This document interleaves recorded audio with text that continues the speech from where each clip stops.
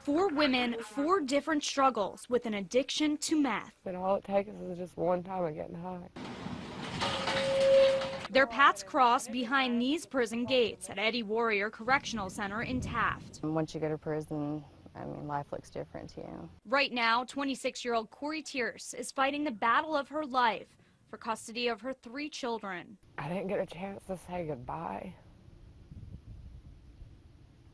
But when I saw him after not seeing him for 6 months, like I was saying, my daughter actually asked me, "I thought you were dead, Mama." They didn't understand why I was gone. Tierce just started serving a 5-year sentence for trafficking meth. She started using it with her dad at just 14 years old. One day I walked in the bedroom and he was getting high, and I thought it was going to be cool to get high with him, and he didn't want to be a father, he wanted to be a friend. So he got me high with him. When she got older, she continued the cycle. I'd lock myself in my bedroom so I could get high and they wouldn't see it. And my son would always ask me, "Mom, are you going to the bedroom and locking yourself in there again?" He knew. They all knew. For now, Tierce is taking it day by day. That's all I can do is just pray about it, and then at night I'll sit there and I'll look at the pictures of my kids and I'll cry. And I can lay there and I can picture that I'm going to actually get to touch them or hug them. Maybe one day, you know. Her story is a common one for the hundreds of women sentenced to prison across the state. Oklahoma has the highest female incarceration rate of any state in the country. How often does the reason that they're here come up that it's meth? I would say probably 8 out of 10 times. 8 out of 10 women that I would talk to, it's mostly all methamphetamines. And even if they're here for writing bad checks, it was because they were on methamphetamines or they were wanting the money to buy methamphetamines. In 2002, 42-year-old Sherry Gaines was sentenced to 2 life sentences for manufacturing meth and child endangerment. She started using meth at 19 years old. Before long, I was strung out before I even knew what strung out was. It didn't take long before police grew suspicious, and she wound up here. After a sentence reduction, Gaines will be released sometime next year. I never in a million years would have expected to get a life sentence. I mean, it was my first felony. And I felt hopeless and just, I don't know, numb, like it wasn't real, like it wasn't happening to me. Addiction to this potent drug has ripped apart families across Oklahoma. I've missed out on their whole childhood.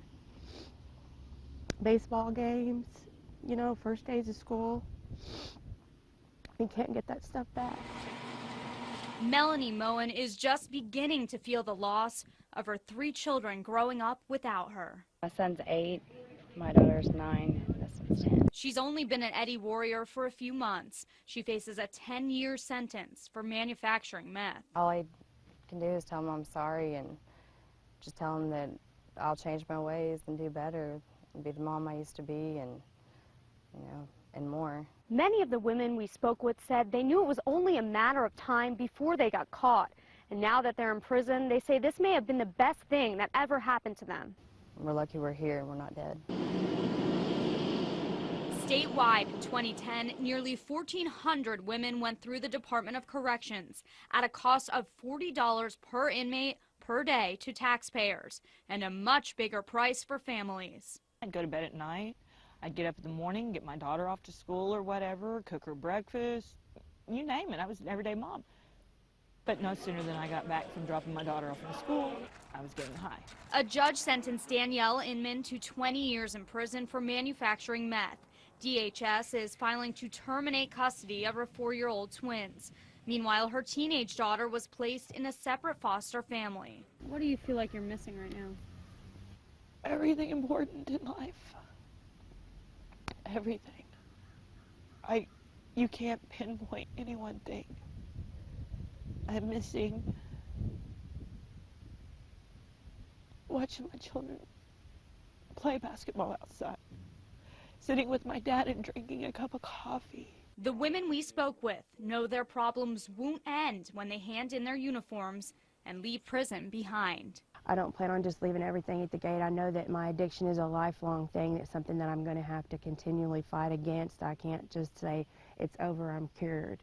I don't care if I have to walk door to door and knock and say, please, I will find a job.